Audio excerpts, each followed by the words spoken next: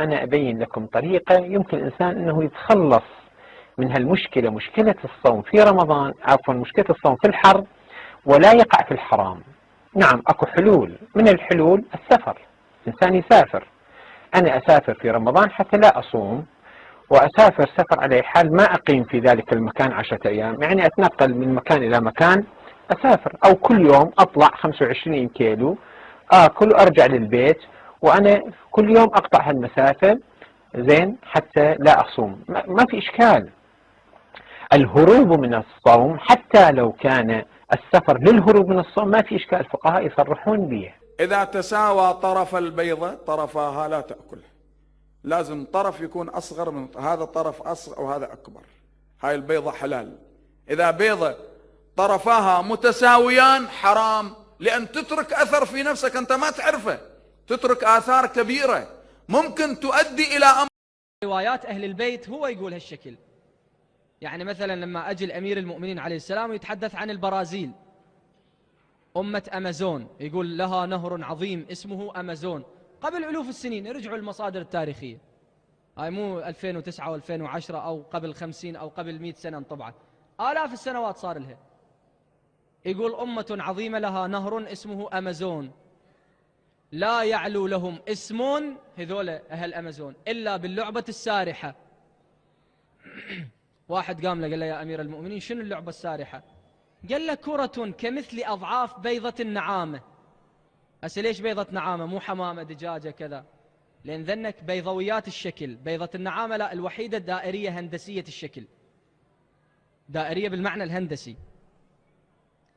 كرة كمثل أضعاف بيضة نعامة يصفقون إليها تصفيق الأوباش ويرقصون حولها رقص الأحباش.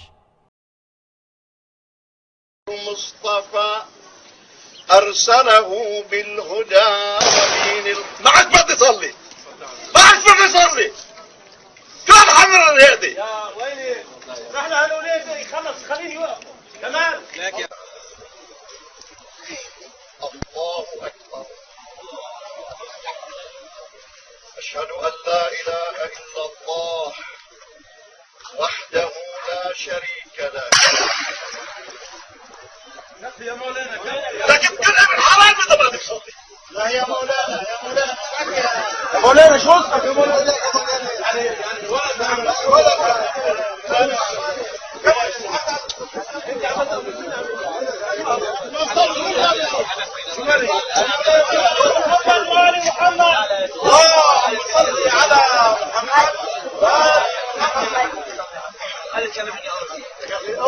يعني بس مخلص يوصل اسمع الاشياء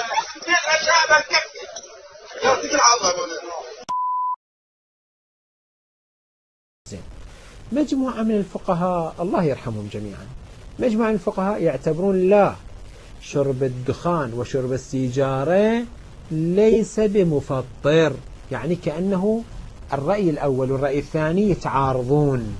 هذا يقول مفطر البتة، مفطر قطعا، هذا يقول لا أصلا مو مفطر. مجموعة من الفقهاء رحمهم الله تعالى يعتبرون أن السيجارة أصلا ما مفطرة. ليش؟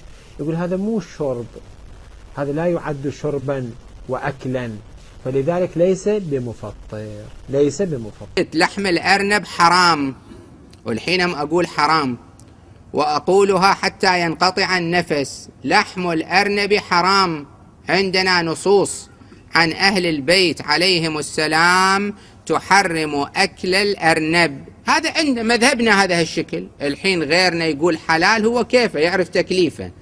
احنا عندنا روايات عن أئمة المسلمين، أئمة الخلائق أهل البيت عليهم السلام، روايات معتبرة تدل على حرمة لحم الأرنب، أكل لحم الأرنب. زين، الحين ليش الأرنب حرام؟ تعبد، دليل خاص ورد فيه وانتهى الأمر. تجي بعض التعليلات أحيانا أنه مسخ، ممكن. قد يجي تعليل أن أنثاه تحيض، ممكن. احنا ما نريد نلتزم بالتعليل. الحين ممكن يجي واحد يقول خو أنثاه تحيض لكن ذكره خو لا يحيض بعد. احنا ما يهمنا تحيض أنثاه أو لا تحيض، هذا حكم تعبدي ورد فيه الدليل. بالأثناء ذكرت كلمة الحشرات، ذكرت أن هناك من يعتبر الأرنب من ضمن الحشرات، والحشرات عموما محرمة. أيضا أكو كلام هم ضد المذهب أنه شوفوا هذه فضيحة للشيعة. ليش عمي فضيحة؟ ليش بابا فضيحة؟ يقول لأنه هذه حشرات. هذا لأنه ما يفتهم ويحكي هالكلام، هو إنسان عامي صرف، سامع الحشرات اللي يعرفها الذباب والبق والبرغوث وما شاكل. صحيح هذه هم حشرات، منو قال مو حشرات؟ لكن كلمة الحشرة تطلق لغة على ما هو أعم من ذلك. بعكس البرص، هذا البرعصي لعنه الله، هذا مبغض لأهل البيت بغض عجيب. هذا الخبيث، هذا الرواية اللي عن الإمام الصادق، واحد جالس يمه وهذا البرص هذا على الجدار، فيطلع لسانه يقول الإمام الصادق اللي جالس يمه، يقول أتعرف ما يقول؟ قال شنو يقول؟ قال يقول إن سببتم عثماننا سببنا عليكم. هذا ناصب خبيث ملعون، هذا شكل عجيب خبيث، هذا خبيث ملعون. هذا يوم هذا النمرود بن كنعان لعنه الله أشعل النار يريد يحرق فيها نبي الله إبراهيم، هذا البرص ايش يسوي؟ الكلب هذا يروح إلى الصحراء يجيب أعواد صغيرة يجيبها يرميها في النار. هذا الملعون هذا موجود في قصص الأنبياء. بعكس الضفدعة، هذا الضفدعة تشوف جلدها كأنه محروق، بعكس هذا الضفدعة جلدها كأنه محروق. شوف هذه شو تسوي؟ هذه مؤمنة بالله. هذه يوم أشعلت النار لحرق نبي الله إبراهيم تروح إلى النهر وتعبي نفسها ماء تجي ترمي بنفسها في النار حتى تطفي النار عن نبي الله إبراهيم. هذه موالية. لهذا أهل البيت روايات عنهم كراهة قتل الضفدعة، لكن استحباب قتل ذاك الخبيث. الكلاب والخنازير والقردة هذه كلها مبغضة لأهل البيت. وعن أنس بن مالك يقول إن اشتروا مع الإمام بطيخ وجاب الإمام إلى بيتهم ففتح واحدة وأكل منها، ما استساق طعمها رماها. قال أظن أن هذه ممن أنكرت ولايتي. لاحظوا ما رواه العياشي عن إمامنا جعفر بن محمد الصادق صلوات الله عليهما، يقول: ما من مولود يولد إلا وإبليس من الأبالسة بحضرته. يكون واحد من الأبالسة يكون حاضر في وقت ولادة المولود، لابد. فإن علم الله أنه من شيعتنا، إن علم الله أن هذا المولود من شيعتنا، حجبه من ذلك الشيطان. الله يحجبه من ذلك الشيطان، فلا يتمكن الشيطان من أن يطعن فيه أو يؤذيه. وإن لم يكن من شيعتنا، أثبت الشيطان إصبعه السبابة في دبره فكان مأبونا.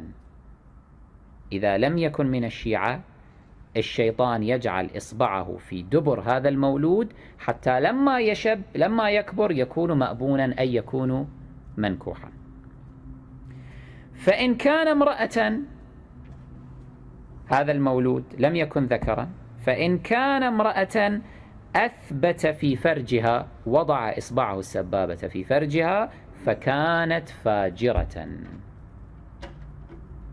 فعند ذلك يبكي الصبي بكاء شديدا إذا هو خرج من بطن أمه.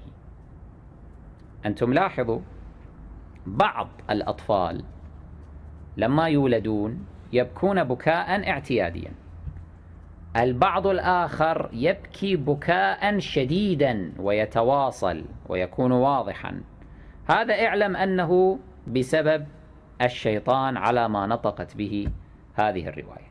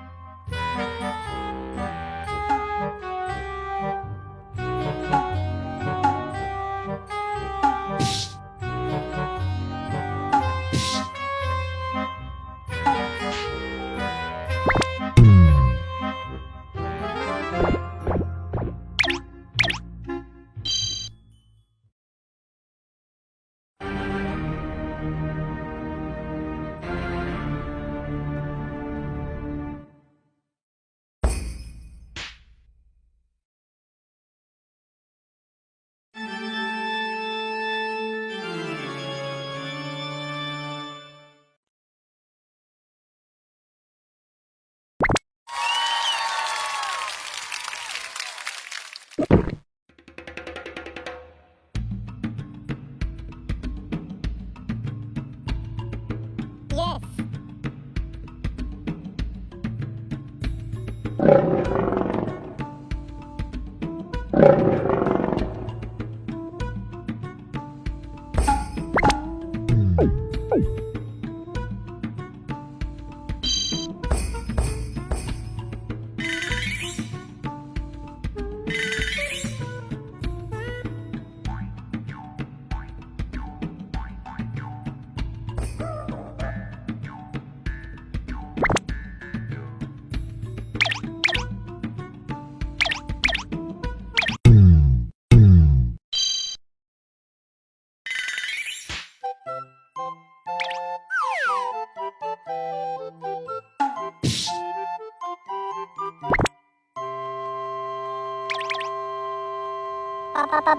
Bye.